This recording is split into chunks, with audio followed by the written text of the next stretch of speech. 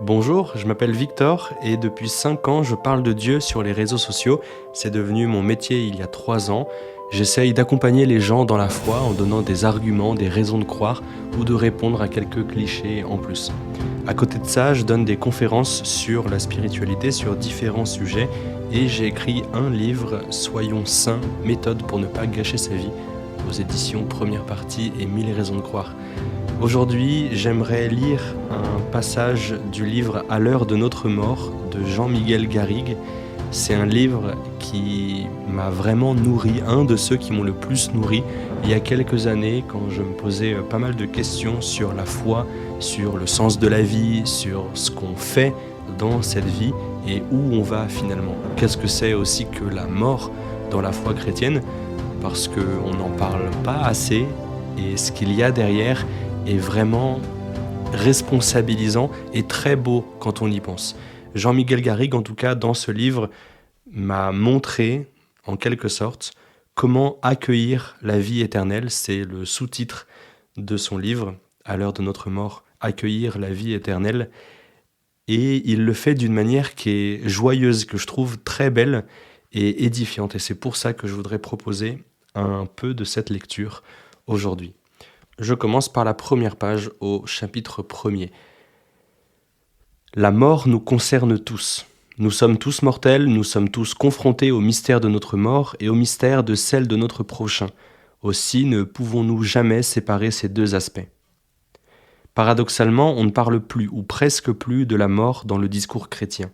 Même dans les sermons de funérailles, on fait un panégyrique de la vie passée du défunt, d'une manière toute païenne, plutôt que de confronter l'assemblée avec le mystère de la mort.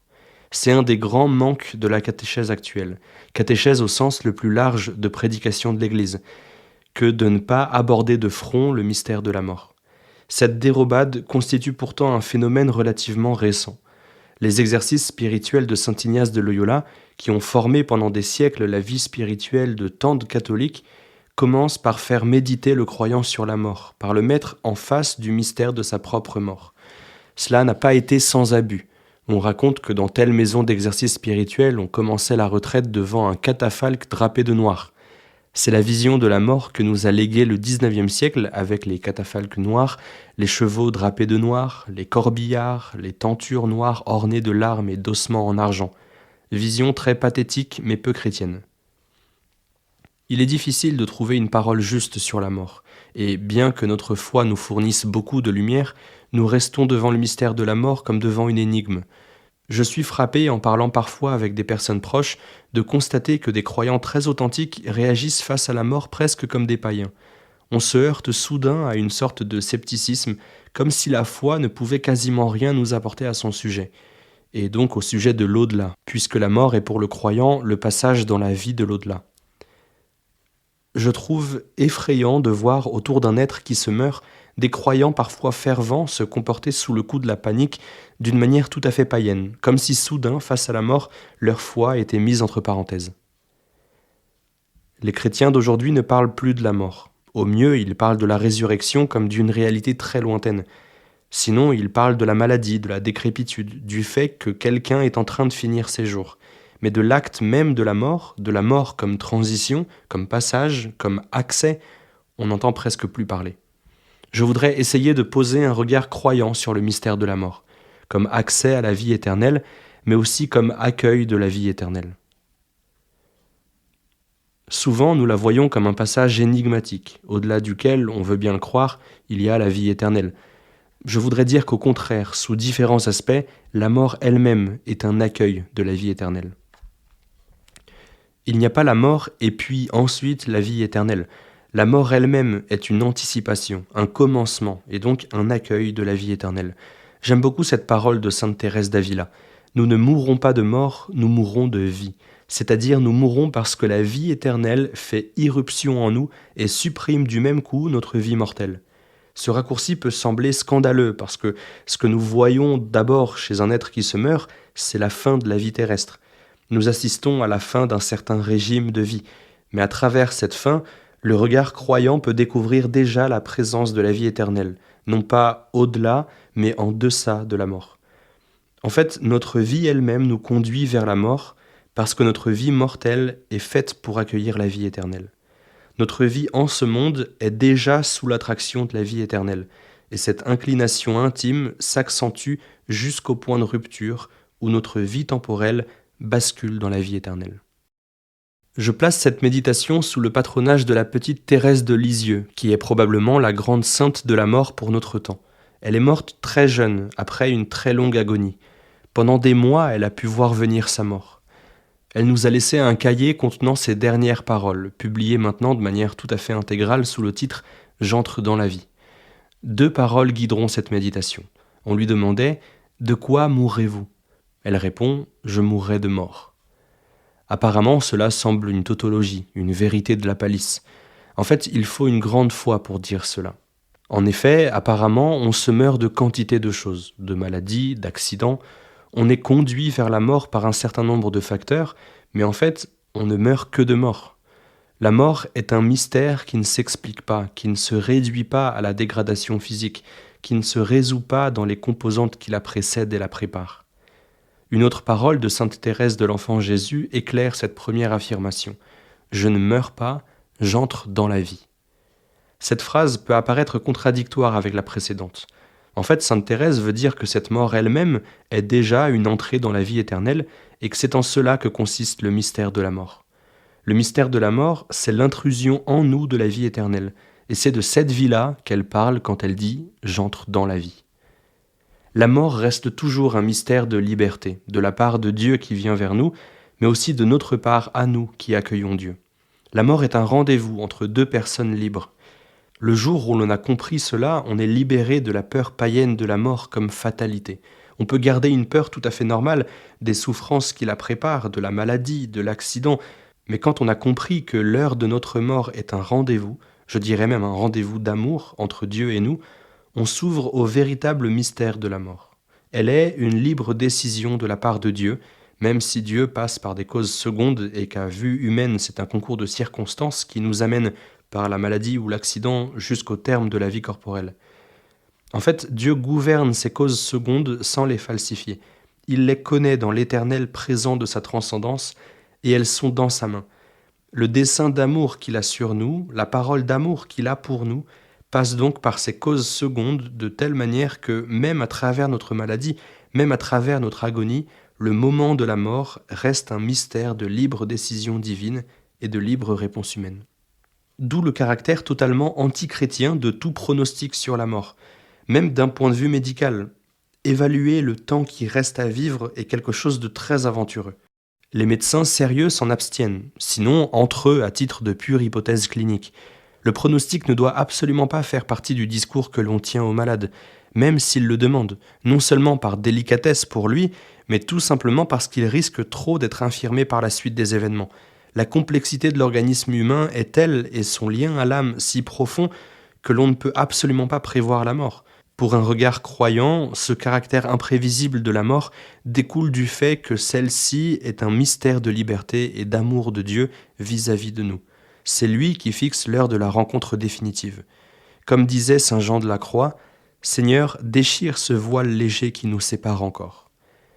Dans la rencontre mystique, il aspirait à la mort pour entrer dans la vision de Dieu face à face. La mort est aussi une réponse libre de l'homme.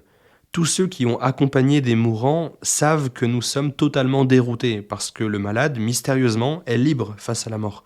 Bien sûr, on se meurt de maladie ou d'accident, mais d'une manière plus ultime, on meurt quand on accepte de mourir. Il y a là un mystère d'acquiescement, un dernier acte de liberté de la part de l'homme qui répond à l'appel de Dieu et vient à son rendez-vous.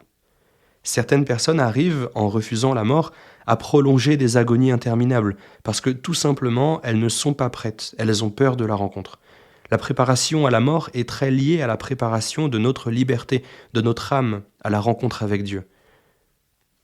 Le caractère libre et mystérieux du moment de notre mort fait que nous ne pouvons pas l'affronter comme un terme programmé de manière inéluctable par je ne sais quelle maladie que, du fait, ou tout au moins en puissance, nous portons tous en nous. C'est le moment que Dieu a choisi pour nous dire « Viens » et où nous répondons « Seigneur, je viens ». On n'ose plus parler de la mort parce que dans le discours chrétien sur la foi, On n'ose pas assez parler de l'intimité de la rencontre personnelle entre chacun de nous et Dieu. En revanche, les mystiques parlent facilement de la mort, parce que leur expérience de la rencontre avec Dieu, dans le cœur à cœur de leur raison, les prépare à ce oui final, à tel point qu'ils le désirent. Ayant assisté à la mort de certaines moniales contemplatives, j'ai été très frappé de voir avec quelle facilité elles mouraient. L'agonie pouvait être très douloureuse, mais ça c'est une autre question. Je parle de la mort elle-même. L'aumônier d'un monastère de contemplatives me disait « Les moniales meurent comme tombe un fruit mûr. Le Seigneur les cueille comme un fruit qui est prêt à se détacher de l'arbre. Elles meurent très simplement. » De fait, dans le contexte de la vie monastique, la mort est comme exorcisée. Il faut avoir vu l'agonie d'une contemplative, l'enterrement d'un chartreux dans une tombe qui ne porte même pas son nom, ou celui d'un trappiste à même la terre enveloppée dans sa coule, pour comprendre le côté très naturel de la mort, accepté avec une sorte de simplicité et même de joie, non pas par mépris de la vie terrestre, mais parce que toute cette vie a été une préparation à la rencontre d'amour avec le Seigneur. Cela fait de la peine de voir combien la mort, même dans des familles croyantes, est de fait aujourd'hui déchristianisée. Quand j'ai été appelé pour prier auprès de quelqu'un qui venait de mourir, j'ai senti souvent un très grand malaise chez des personnes qui n'osaient presque pas entrer dans la chambre du mort. Quand ce n'était pas une famille qui, tout en regardant la télévision dans la salle de séjour, me disait « La mamie est dans sa chambre au bout du couloir, vous pouvez aller y prier ». La perte de la relation avec Dieu se traduit par l'impossibilité d'affronter la mort, la sienne ou celle d'autrui. Je ne dis pas qu'il n'y a pas dans la maladie et la souffrance qui précèdent quelque chose qu'il est très dur de regarder. Mais je parle de la peur d'être en présence d'un cadavre, de cette attitude presque superstitieuse face à un mort. On est incapable de voir tout ce qu'il y a là d'humble simplicité. J'ai toujours été frappé par l'humilité des morts. La trace de la vie éternelle dans la dépouille mortelle devenue si humble indique comme une naissance. La mort a la même humilité qu'une naissance. Quelqu'un qui meurt est tout petit, comme quelqu'un qui naît. Mais c'est justement cette parenthèse intermédiaire que l'on appelle la vie, où on a voulu être grand, où on a voulu se faire, se façonner, se poser par soi-même. Qui ne veut pas regarder sa petitesse ne peut donc pas affronter la mort. La fuite devant la mort concerne les familles, mais aussi les médecins et les infirmières dans les hôpitaux. Ayant été un certain temps aumônier d'un centre anticancéreux, je me souviens de cette parole qui m'a souvent été dite par un mourant. Le médecin ne vient plus, même les infirmières ne viennent presque plus. Pourquoi ? Ils ont peur de moi, ils savent que je vais mourir, ils me fuient. Il y a beaucoup à dire sur un certain comportement médical par rapport à la mort.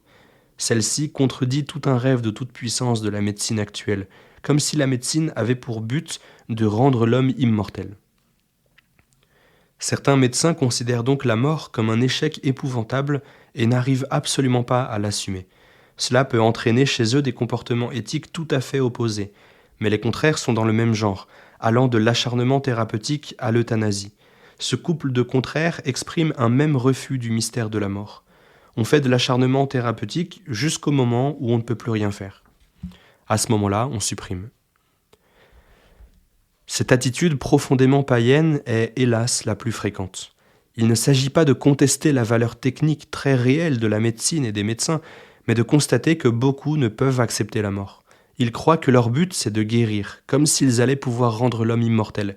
Or, le but du médecin, c'est de soigner, ce qui est tout autre chose.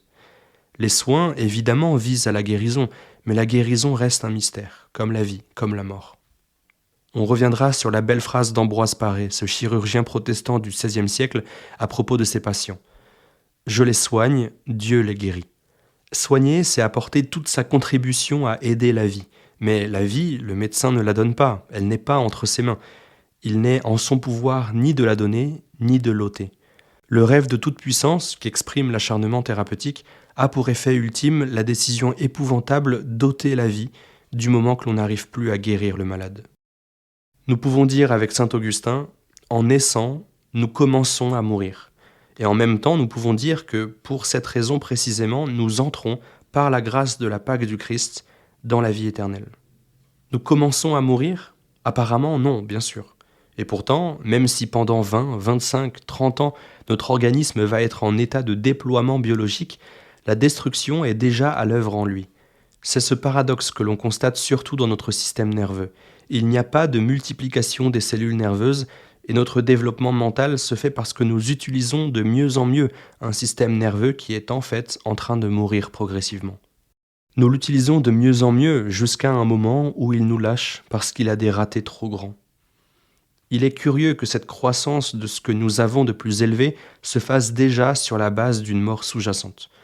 Par ailleurs, nous portons en nous sans cesse des quantités de virus, de microbes, qui peuvent à n'importe quel moment mettre en danger notre vie. C'est le cas même des petits-enfants. Il y a hélas des petits-enfants qui meurent, que ce soit de cette manière si absurdement imprévisible qu'est la mort subite du nourrisson, que ce soit par une infection ou une malformation qu'on n'arrive pas à rattraper. Nul donc n'est à l'abri de la mort. Nous naissons mortels, nous naissons déjà marqués par la mort, et c'est seulement en essayant d'oublier cette réalité que nous pouvons croire que notre vie actuelle est immortelle. C'est ce que font beaucoup de nos contemporains, même chrétiens, qui essayent de vivre comme si la mort ne les concernait pas, comme si la mort était seulement la mort des autres. Et encore, la regarde-t-on, cette mort des autres? Ne veut-on pas surtout se voiler la face devant elle? Quand saint Augustin dit « En naissant, nous commençons à mourir, en commençant à vivre, nous commençons à mourir », il énonce une vérité fondamentale. Notre vie va se développer, mais toujours sur un certain terrain de mortalité. C'est ce couple de la vie et de l'entropie que l'on constate déjà au plan cosmique. Il se produit une organisation croissante de la matière, jusque dans le vivant, mais au prix d'une déperdition d'énergie qui creuse en quelque sorte un fossé par en dessous. Génération et corruption. Nous nous usons. La manière dont nous vivons prépare notre mort. Par exemple, c'est en mangeant trop bien que l'on contracte des maladies cardiovasculaires et que l'on creuse sa tombe avec ses dents. Notre mort n'est pas seulement préparée par les désordres de notre vie, mais aussi tout simplement par son intensité. Plus nous vivons intensément, plus nous brûlons d'énergie, et cela, d'une certaine manière, hâte le moment de notre mort. Il faut donc accepter cette réalité fondamentale que nous ne naissons pas immortels et faire le deuil du rêve d'une immortalité terrestre. Il ne s'agit pas de renoncer au désir de l'immortalité que nous portons en nous, mais de renoncer à prétendre l'accomplir dans cette vie-ci. J'arrête ma lecture ici, même si honnêtement j'aimerais beaucoup continuer très longtemps parce que je trouve ce sujet passionnant. On en parle si peu que certains de ces passages semblent en quelque sorte scandaleux. Et l'auteur lui-même, Jean-Miguel Garrigue, qui est prêtre d'ailleurs et théologien, le dit lui-même que ça peut sembler scandaleux, c'est dur à entendre, et pourtant il me semble qu'il y a derrière quelque chose de vrai. La mort, c'est un sujet difficile a priori, mais quand on va dans le fond des choses, de ce qu'il veut vraiment dire, quand on prend conscience que la mort est, comme il le dit, un rendez-vous d'amour entre deux personnes libres, Dieu et nous, alors on se rend compte que c'est vraiment beau. La mort devient l'instant le plus beau du monde, où on rencontre enfin Dieu face à face, où on le voit face à face. Mais ce moment de la mort ne peut être beau que si on a préparé cette mort par une vie centrée sur Dieu. Et c'est pour ça que ce livre me parle autant. En fait, il me rappelle ce que disent les chrétiens depuis des siècles, c'est le fameux memento mori, souviens-toi que tu vas mourir. En fait, c'est très responsabilisant. Ça me dit que j'ai des choses à faire. Et c'est pour ça que ce livre-là m'a édifié, m'a vraiment nourri spirituellement. Parce qu'il me rappelle ce pourquoi je vis et ce que j'ai à faire. Cette vie-là ne sert pas à rien. Ces quelques années, 80 ans peut-être, ou moins, ou plus, sont pour moi un moyen de préparer mon éternité. Dieu m'a donné ces quelques années de vie comme une préparation de ma vie éternelle, qui commence déjà maintenant. Et c'est pour ça que Jésus dit dans l'Évangile, le royaume des cieux est au-dedans de vous, est au milieu de vous. Parce que mon éternité commence maintenant. Elle a déjà commencé en fait au moment même où je suis entré dans l'existence. Et c'est ça que ce livre me rappelle. Et alors, quand j'ai lu ce livre, je me suis posé la question, mais comment est-ce que je fais pour préparer correctement cette vie éternelle, ou plutôt pour préparer correctement ma rencontre avec Dieu un jour, le jour où je mourrai. Évidemment, il y a la prière, les sacrements, ce que nous donne Dieu dans l'Église, il y a la charité, l'exercice de la charité, la foi en acte, par mes talents. J'ai essayé de relier ce rappel-là qu'est ce livre, ce Memento Mori, à ce que je peux faire de ma vie et ce que me disent d'autres prêtres, ce que me dit tout ce que j'apprends autour, c'est-à-dire comment être heureux finalement, si c'est ça la recherche de chaque personne dans sa vie, comment être heureux, c'est en servant les autres, en étant utile au monde par ce qu'on sait faire et ce qu'on aime faire, en gros nos talents. Et donc quels sont mes talents? C'est la question que m'a posée un jour un autre prêtre. Quels sont mes talents? Qu'est-ce que je sais faire mieux que les autres? Qu'est-ce que j'aime faire plus que les autres? Ce qui me donne finalement de la paix et de la joie. Parce que saint Paul dit dans une de ses lettres que la paix, la joie, d'autres choses encore sont des fruits de l'Esprit Saint. Autrement dit, si je fais quelque chose qui me donne objectivement de la paix et de la joie de manière durable, alors je peux croire que cette chose est inspirée par l'Esprit Saint, ou en tout cas que Dieu encourage ça. Parce que la paix et la joie, ce sont des fruits de l'Esprit Saint. Et ce que je fais, l'arbre, c'est peut-être inspiré par l'Esprit Saint lui-même. Et cette personne, en me parlant de mes talents, en me posant la question de ce que je peux faire, de ce que j'aime faire, de ce que je veux faire aussi, de ce que je vois dans le monde, quel cri du monde est-ce qu'il y a en face de moi, à quel besoin est-ce que je peux répondre, me parle d'une autre phrase de Jésus, « La gloire de mon Père est que vous portiez beaucoup de fruits ». On peut faire de grandes choses dans notre vie. Ou comme dit Youssoupha, un rappeur dont j'approuve pas toutes les paroles, mais celle-là me semble assez juste, si on ne peut pas faire de grandes choses, faisons de petites choses avec grandeur. Finalement, c'est tout l'ordinaire de la vie qui peut devenir extraordinaire, à l'exemple de sainte Thérèse de Lisieux et tant d'autres grands saints. Je peux donc m'engager pour quelque chose qui me dépasse. Et la plus grande de ces choses qui me dépassent sur cette terre, finalement, c'est le ciel. Je peux donc engager toute ma vie vers le ciel, le paradis, Dieu, Jésus, ce que dit l'Église, l'enseignement de l'Église, les raisons de croire, etc. Et c'est pour ça que j'ai décidé de parler de Dieu encore plus largement, des raisons de croire, de me former à ça, parce que si le ciel est la plus grande des choses que je puisse viser sur terre, alors c'est comme ça que je veux vivre, et c'est comme ça que je veux préparer mon éternité. C'est en parlant de Dieu. Et en aidant d'autres gens, là, c'est là le besoin du monde, le cri du monde en face de moi. Il y a tellement de gens désespérés qui ne connaissent pas Jésus, et moi je sais que la foi chrétienne me rend heureux. Alors c'est comme ça que je veux servir le monde, en parlant de ce qui fait le bonheur des chrétiens finalement. Et dans ce livre, un peu plus tard, il y a aussi une longue méditation sur ce qu'est le paradis, sur ce qu'est l'enfer, sur ce qu'est le purgatoire, et ça m'aide vraiment à comprendre tout ça. Et évidemment, c'est un mystère, on n'aura jamais fini de le comprendre. Mais heureusement, un mystère, c'est pas quelque chose qu'on ne comprendra jamais. C'est juste quelque chose dont on ne fera jamais le tour, qu'on n'aura jamais fini de comprendre. Mais ça ajuste ma compréhension de ces réalités-là, et ça ajuste aussi mon comportement face à tout ça, et mon comportement dans ma propre vie et autour de moi. Parce que à ce moment-là, j'ai plus une foi par peur de l'enfer, mais j'ai la foi par amour de Dieu. Je sais que je suis créé pour le paradis et que ce paradis commence maintenant. Et je sais que le paradis, entre guillemets, Dieu me le promet, c'est même pas entre guillemets, Dieu me le promet si je vis avec lui. Et l'enfer, ce n'est qu'un refus obstiné de Dieu. Dieu n'y envoie personne. Dieu ne veut pas m'envoyer en enfer. La seule raison pour laquelle je pourrais un jour finir en enfer, c'est seulement si je le décide. Et je sais que je ne veux surtout pas décider d'aller en enfer. Je ne veux pas refuser Dieu. Dieu m'aime obstinément, et si je ne le rejette pas, alors je vivrai au paradis éternellement. Ça, c'est la promesse de Dieu. C'est pour ça que Jésus est venu me sauver sur la croix. Et ça, c'est mon espérance, l'espérance chrétienne finalement. Et c'est justement pour ça, en comprenant ça, que mon comportement peut être ajusté. Si je vis dans cette espérance-là, finalement, une nouvelle fois, je peux m'engager pleinement pour ce qui me dépasse. Donc j'ai la force de faire les choses et aucune inquiétude à avoir finalement sur tout ce que je contrôle pas. Il y a plein de choses qui pourraient arriver, mais c'est pas de mon ressort. Tout ce que j'ai à faire, c'est essayer de vivre bien. Et c'est pour ça que le jour où mon papa est décédé il y a 5 ans, je voyais ce jour-là quelque chose que je contrôle absolument pas. Et c'était même un choc en quelque sorte parce que il est décédé vraiment très rapidement.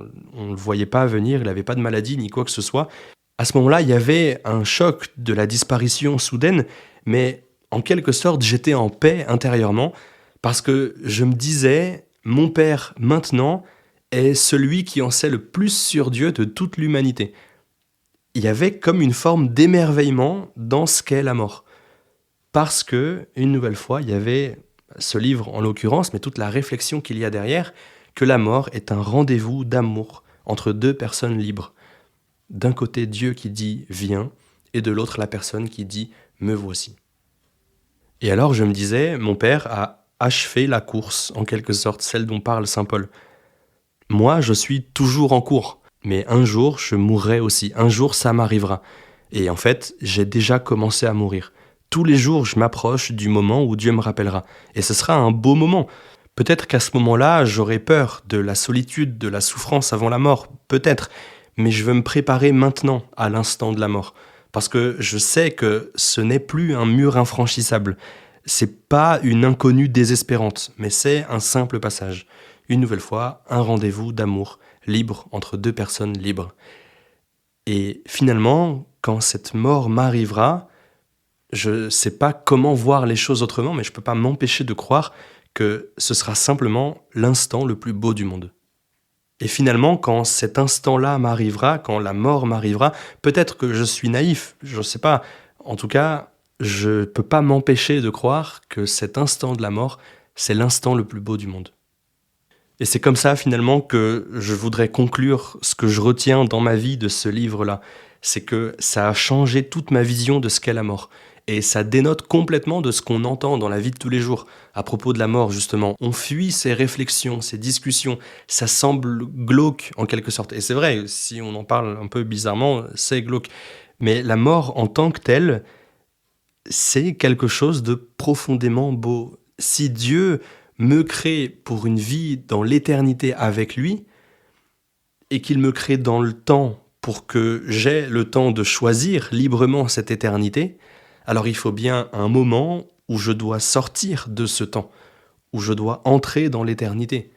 Et donc forcément, il y a un basculement du temps à l'éternité. Et c'est ça qu'on appelle la mort. Et malheureusement, la mort est souvent accompagnée de souffrance ou de solitude, et ce passage-là, il se fait seul, effectivement, mais d'un instant à l'autre, on est sur Terre, et l'autre instant, immédiatement après, il y a Dieu en face de nous. J'ai l'impression que la solitude, elle dure pas très longtemps. Ça, c'est pas malheureux. Ça, c'est pas un scandale, c'est pas désastreux. C'est pas censé nous inquiéter, en tout cas. Surtout si je sais que je vis pour ça, que je sais qu'un jour je mourrai. Alors c'est peut-être bizarre d'en parler, je sais pas, c'est peut-être bizarre d'avoir des réflexions longues sur ce sujet-là.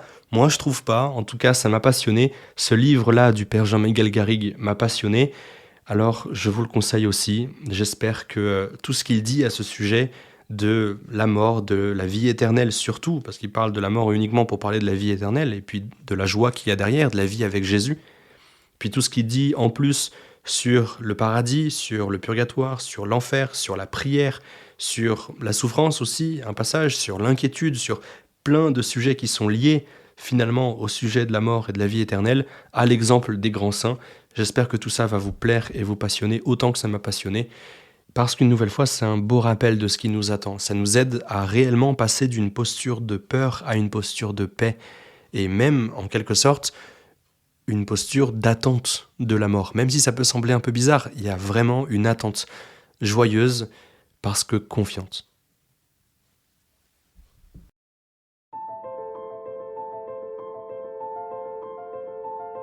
Merci beaucoup Victor de nous montrer comment la foi peut éclairer le mystère de la mort. Souvent perçue comme un sujet difficile ou inquiétant, la mort apparaît ici comme un lieu de révélation, une rencontre en face à face avec Dieu. De quoi faire jaillir une espérance et une paix profonde. Les enseignements du père Jean-Miguel Garrigue nous amènent à nous demander si préparer notre mort ne consisterait pas à orienter notre vie selon la volonté de Dieu. C'est la mission de méditation, application de méditation chrétienne qui vous propose divers parcours de méditation audio guidés pour orienter votre vie vers Dieu. N'hésitez pas à aller la découvrir, la télécharger. Et moi je vous dis à bientôt pour un nouvel épisode de Lecture spirituelle.